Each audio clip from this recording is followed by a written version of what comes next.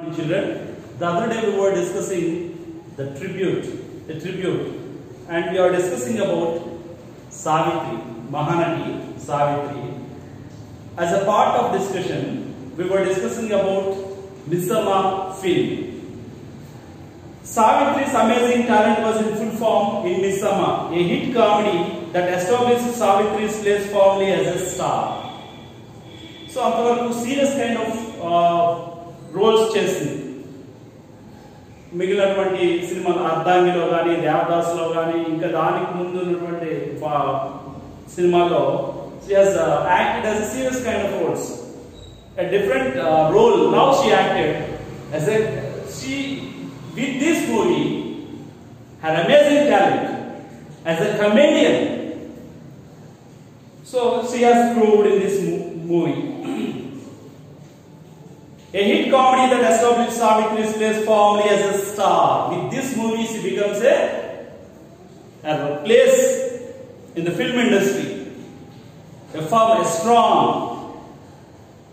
Mary in the film comes into an agreement with a Hindu youth, M.T. Rao. So, in that movie, her name is Mary, a Christian girl. She has an agreement with M.G. Rao, who acted as M.G. Rao is N.T. Ramarao. So she has an agreement with M.G. Rao. That means in that particular situation, they need a job in that movie. So the particular school allow them only as a couple, not individuals. So that's why these two people acted as a couple, married. But in that movie, they are not get married. For the sake of the job, they acted like that.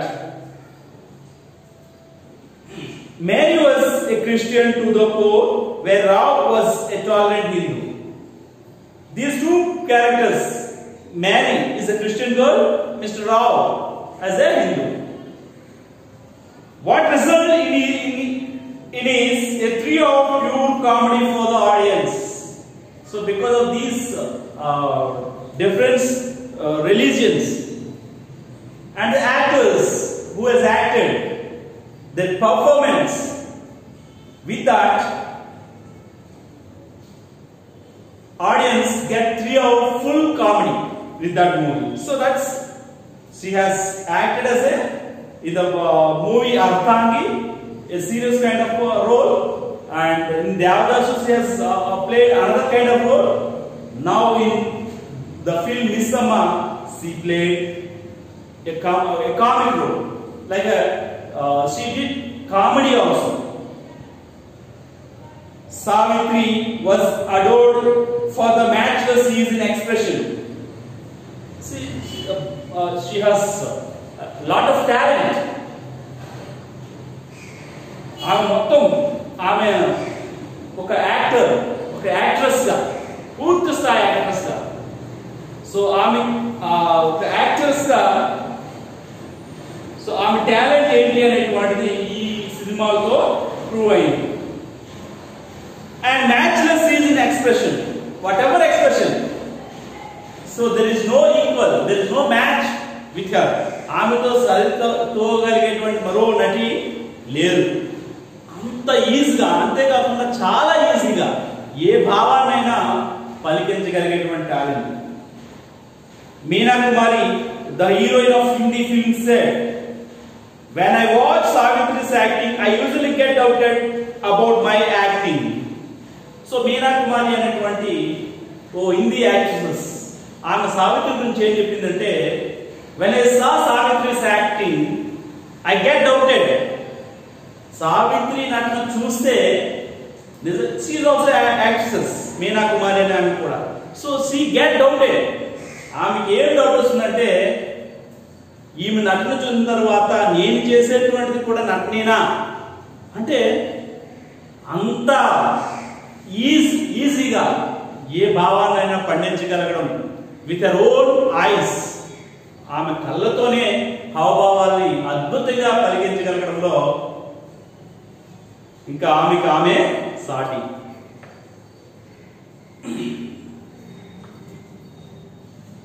has strikingly expressed expressive eyes and her superb sense of timing made her one of the greatest actresses. ఆమెకు ఉండేటువంటి expressive eyes, ఏ భావాన్నైనా కళ్ళతో పలికించగలిగేటువంటి ఆ కళ్ళలో ఎలాంటి భావాన్నైనా పలికించగలుగుతుంది. Sense of timing, ఒక dialogue చెప్పేటువంటి ఆ టైమింగ్ సో అద్భుతంగా ఉంటాయి. So that's why we can say that she is the greatest actresses అని చెప్పవచ్చు అని ఆమె చెప్తుంది. And Amitabh Bachchan felt, so మనకి ఇప్పుడు హిందీ ఫిల్మ్ యాక్టర్ అమితాబ్ బచ్చన్ ఏం చెప్తున్నాడంటే, Savitri was one of the first actresses with unbelievable spontaneity.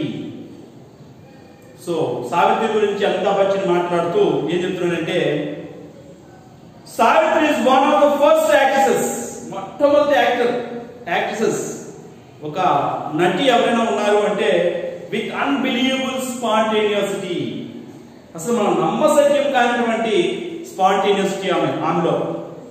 So అది అమితాబ్ బచ్చన్ సావిత్రి గురించి చెప్పినటువంటి మాట. So next film, Mayabazar is another film that brought fame to Savitri. She played the role of Sasirekha, recollecting the 16 annas Telugu lass clad in Parikini. So Mayabazar సినిమాలో సావిత్రి చేసినటువంటి నటన, so that film that brought fame to Savitri. ఈ Mayabazar cinema అనేటువంటిది సావిత్రికి మంచి పేరు తీసుకొచ్చినటువంటి cinema. She played the role of Sasirekha. ఆ సినిమాలో సావిత్రి వేసినటువంటి పాత్ర ఏంటిది అంటే శశిరేఖ పాత్రని వేసింది. Recollecting the 16 annas Telugu lass clad in parikini, ఆ సినిమాలో ఆమె వేసుకున్నటువంటి పట్టు పరికిని తో ఆమె 16 అణాల తెలుగు అమ్మాయి అంటే ఎలా ఉంటుందో మనకి ఆ సినిమాలో సావిత్రిని చూస్తే తెలిసిపోతుంది. In the song Allibilli Ammayiki reminds us of the rich Telugu culture of Asterios. So అదే సినిమాలో మనకి అల్లిబిల్లి అమ్మాయికి అనే పాటలో సావిత్రి చేసినటువంటి డ్రెస్సింగ్, కాస్ట్యూమ్ కానీ ఆమె యొక్క యాక్టింగ్ కానీ అవన్నీ చూస్తే మనకి అసలు తెలుగు కల్చర్ అనేటువంటిది ఎంత ఉత్తమమైనదో, గతంలో ఎంత వైభవం ఉండేదో అనేటువంటి విషయం మనకి తెలుస్తుంది. In the final part of the film, Savitri plays the role of Maya, not real Sasirekha.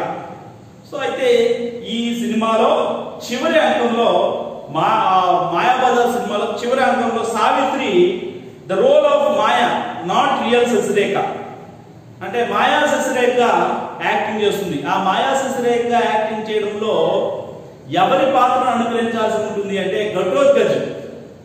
So అయితే ఘటోత్కచుడు అనేటువంటి వాడు ఆ పాత్రని పోషించినటువంటిది ద గ్రేట్ ఎస్వి రంగారావు. ఆయన యొక్క ఆహార్యాన్ని ఉట్టిపడేలా, అంటే ఎస్వి రంగారావు అంటే 6 అడుగుల మనిషి, ఆజానుబాహు. సో అలాంటి వ్యక్తిని అనుకరించడం అనేటువంటిది that to A women. So ఒక నటి ఆ మగవాడి ఆహార్యాన్ని ప్రదర్శించడం అనేటువంటిది సామాన్యమైనటువంటి విషయం కాదు. కానీ అక్కడ సావిత్రి ఆ సినిమాలో మాయా శశిరేఖగా నటించినప్పుడు ఘటోత్కచుడు మాయా శశిరేఖ రూపంలో వస్తాడు. ఆ సీన్ అద్భుతంగా పండించింది. ఎస్వి రంగారావుని అచ్చుగుద్దినట్టుగా అతనిని అనుకరించి చేసి చూపించింది. She walks in a masculine manner, imitating the legendary S.V. Rangarao acting as a Ghatotkach in the film of Perfection.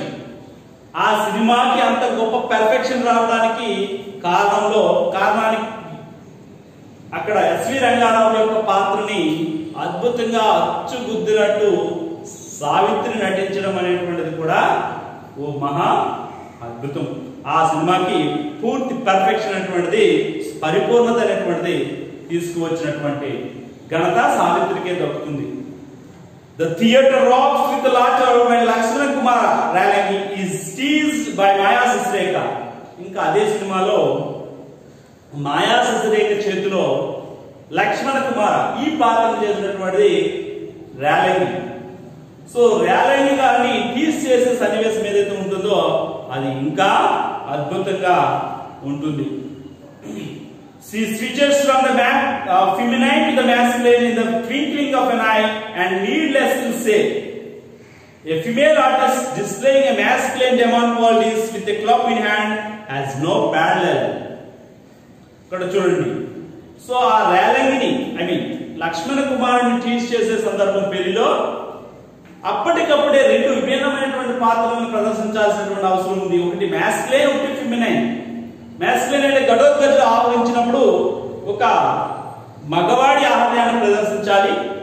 ఆ తర్వాత శశిరేఖగా ఉన్నప్పుడు తన స్త్రీ రూపాన్ని ఆహార్యాన్ని ప్రదర్శించాలి. అవి కేవలం కన్ను మూసి తెరిచే లోపల జరిగిపోవాలి.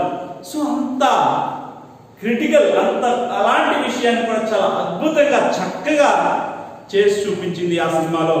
సో అందుకనే in the twinkling of I, needless to say, ఆమె గురించి చెప్పడానికి ఇంకా మాటలు లేవు. A female artist displaying A masculine demon. ఒక ఫిమేల్ ఆర్టిస్ట్ ఒక మ్యాస్కులైన్, ఒక మగవాడి ఆహార్యాన్ని ప్రదర్శించడం అనేటువంటిది అంత ఈజీ కాదు. అంత అద్భుతంగా చేసి చూపించింది ఆ సినిమాలో. Savitri gets totally involved in the whatever role she plays. ఆమె ఏ సినిమా చేసినప్పటికీ, ఏ పాత్ర చేసినప్పటికీ ఆ పాత్రలో పూర్తిగా ఒదిగిపోతుంది అని చెప్పడానికి ఇదో ఉదాహరణ. చివరకు మిగిలేది ఈజ్ వన్ సచ్ ఫిల్మ్. అలాంటి సినిమాల్లో చివరకు మిగిలేది అనేటువంటి ఒక సినిమా ఒకటి. She played the role of a nurse in a psychiatry ward. ఆమె ఒక మానసిక రోగులు ఉండేటువంటి వార్డులో నర్స్ గా పనిచేసేటువంటి సందర్భం ఆ సినిమాలో ఆమె పాత్ర. In a particular scene the nurse has a nervous breakdown and cries uncontrollably. అయితే ఆ సినిమాలో ఒక సందర్భంలో ఈమె ఏం చేయాల్సి ఉంటుందంటే, నర్వస్ బ్రేక్ డౌన్ అయ్యి ఒక పిచ్చి అరుపులు, ఓ విపరీతమైనటువంటి అరుపుల్ని అరవాల్సినటువంటి పరిస్థితి ఉంటుంది, పెర్ఫార్మెన్స్ చేయాల్సి ఉంటుంది అన్నమాట. అయితే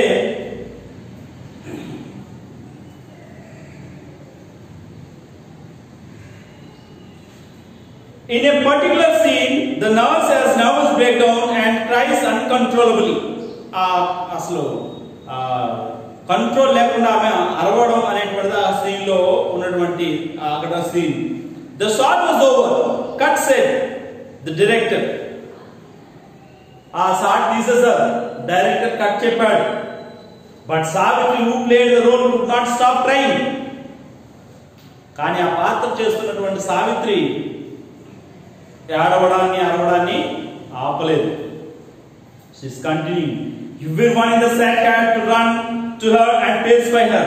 సెట్ లో ఉన్న వాళ్ళందరూ పరిగెత్తుకుంటూ వెళ్ళి ఆమెను శాంతింప చేయాల్సినటువంటి పరిస్థితి వచ్చింది. The film became a milestone in her career.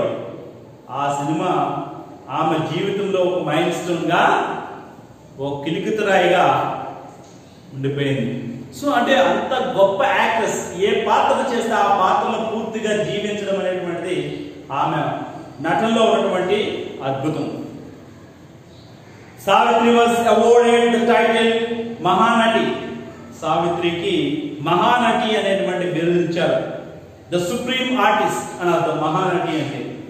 She also received the presidential award for the performance in చివరకు మిగిలేది. ఆమె చివరకు మిగిలేది అనేటువంటి సినిమాలో చేసినటువంటి పాత్రకు గాను ప్రెసిడెన్షియల్ అవార్డు కూడా వచ్చింది.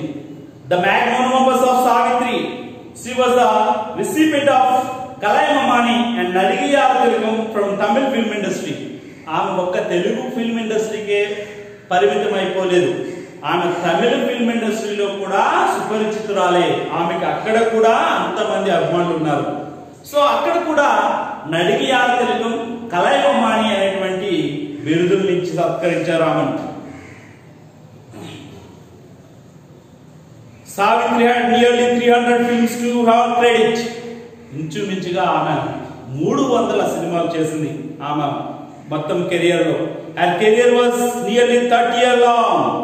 సినిమా ఇండస్ట్రీలో, ఫిల్మ్ ఇండస్ట్రీలో ఆమె ఇంచుమించు 30 సంవత్సరాల పాటు విభిన్న పాత్రల్ని పోషించింది.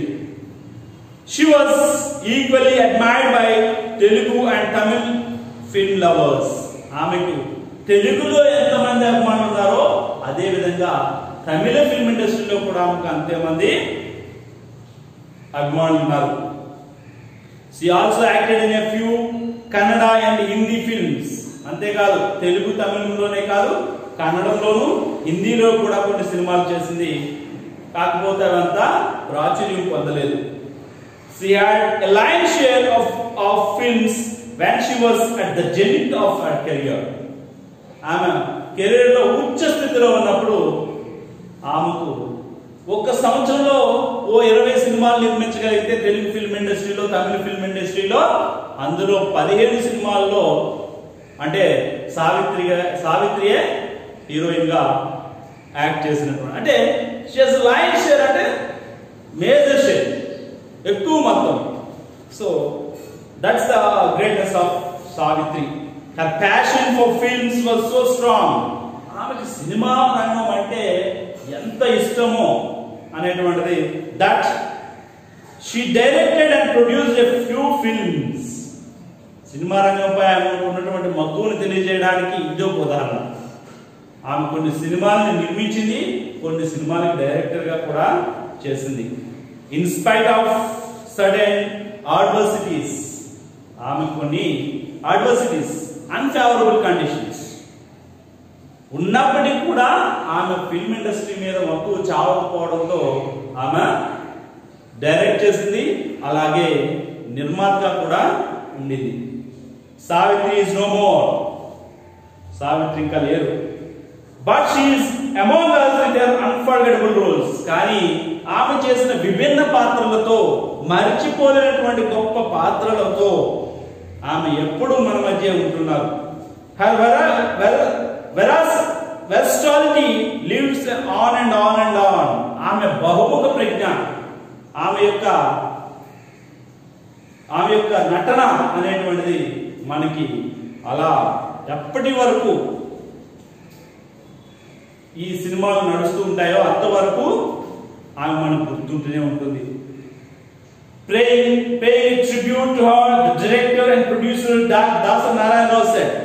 అయితే ఆమెకు ఆ నివాళులు అర్పిస్తూ ఒక్కసారి స్మరణ చేసుకుంటూ ఆమెను ఆ సందర్భంలో దాస నారాయణ రావు గారు సావిత్రి గురించి ఒక మాట చెప్పడం జరిగింది. Many artists are forgotten soon after the death. అయితే మనకు చాలా మంది నటీమణులు ఉన్నారు. సో వాళ్ళందరూ చనిపోయిన తర్వాత మనం మర్చిపోతాం. కొద్ది రోజులకో ఓ సంవత్సరంకో 5 సంవత్సరాలకో మర్చిపోతాం. But it is not so with Savitri. కానీ సావిత్రి విషయంలో అలా కాదు. She will be remembered as long as celluloid lives on. ఆమె ఎప్పటికీ మనకు గుర్తుంటుంది. ఎంతవరకు గుర్తుంటుంది అంటే ఎంతకాలం అయితే ఈ ఫిల్మ్ ఇండస్ట్రీ మనగలుగుతుందో అంతకాలము ఆమెను మనం గుర్తు చేసుకుంటూనే ఉంటాం. ఆమె యొక్క నటనను మనం గుర్తు చేసుకుంటూనే ఉంటాం. ఇది దాసనారాయణరావు గారు సావిత్రి గురించి చెప్పినటువంటి మాట.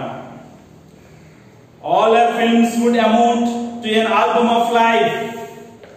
ఆమె చేసిన పాత్రలు, ఆమె చేసిన సినిమాలన్నీ కూడా కలిపితే మనకి ఏమవుతుందంటే ఆల్బమ్ ఆఫ్ లైఫ్, ఒక జీవితం అనే దానికి ఒక ఆల్బమ్ లా కనిపిస్తూ ఉంటుంది అన్నమాట. Due to the range of themes. ఎందుకంటే ఒక్కో సినిమాలో ఒక్కో పాత్రను పోషించింది. ఒక సినిమాలో ఓ ధనికుడికి భారీగా చేసింది, ఓ సినిమాలో ఒక మానసిక రోగుడికి భారీగా చేసింది, ఆయన్ని పరిచయం చేసి అతనిని మామూలు మనిషిగా చేసేటువంటి ఆ పాత్రను చేసింది, ఓ రిచ్ మ్యాన్ వైఫ్ గా దేవదాస్ సినిమాలో చేసింది. సో అలాగే ఒక కమేడియన్ గా మనం మిస్సమ్మ సినిమాలో ఆ పాత్రను చూస్తాం. అలాగే పాతాళ భైరవి సినిమాలో శశిరేఖ పాత్ర అనేటువంటిది విభిన్న, అంటే ఒక హాస్యానికే కాదు, ఒక సీరియస్నెస్ కాదు, సో అన్ని భావాన్ని కలగలిగినటువంటి ఒక పాత్రగా చూస్తాం. ఇలా చూసుకుంటే ఆమె చేసిన సినిమాలన్నింటిలో కూడా విభిన్న పాత్రలను పోషించింది. సో అవన్నీ కలిపితే జీవితం అనేటువంటి ఒక ఆల్బమ్ అవుతుంది. They encompasses human lives and passion in their full diversity. What is cinema? ఆ సినిమాలన్నీ కలిపితే ఒక మానవ జీవితాన్ని, సో విభిన్న పాత్రల్ని, విభిన్న అంశాలని కలగలిపినటువంటి ఆల్బమ్ గా తయారవుతుంది. అయితే వాట్ ఈస్ సినిమా? సినిమా అంటే ఏంటి? Is it a fiction or reality? Cinema అంటే అది ఓ కల్పితమా, వాస్తవమా? Many people say many things. ఒక్కొక్కరు ఒక్కో విధంగా చెబుతారు. కొంతమంది ఏమో నిజ జీవితంలోనే జరిగేటువంటి సంఘటనల ఆధారంగా కథలుగా మనకు సినిమాలు తీస్తారంటారు. మరి కొంతమంది అవి కథలే, కేవలం ఊహాజనితమైనటువంటివి అని చెబుతూ ఉంటారు. ఒక్కొక్కరు ఒక్కో అభిప్రాయాన్ని వినిపిస్తూ ఉంటారు. But Savitri gave different definition. కానీ సావిత్రి మాత్రం విభిన్నమైనటువంటి డెఫినేషన్ ఇచ్చింది సినిమా అంటే ఏంటో. She said that cinema is life. ఆమె ఏం చెప్పిందంటే సినిమా అంటేనే జీవితం. Life is eternal. సో ఈ cinema because life runs through it. అందుకనే సినిమా కూడా అలాంటిదే. మన జీవితం ఆ సినిమాల ద్వారా నడుస్తూ, అంటే ఆ సినిమా లాంటిది. ఆ సినిమాలో మన పాత్రలు మన జీవితాన్ని కొనసాగడం అనేది జరుగుతుంది.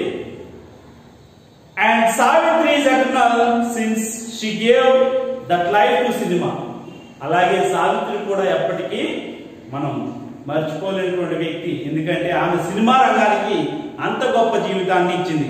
సినిమా రంగం నిలబడడానికి ఆమె కారణంగా మన వాళ్ళు చెబుతూ ఉంటారు. So that is the greatness of Mahanati Savitri. Thank you.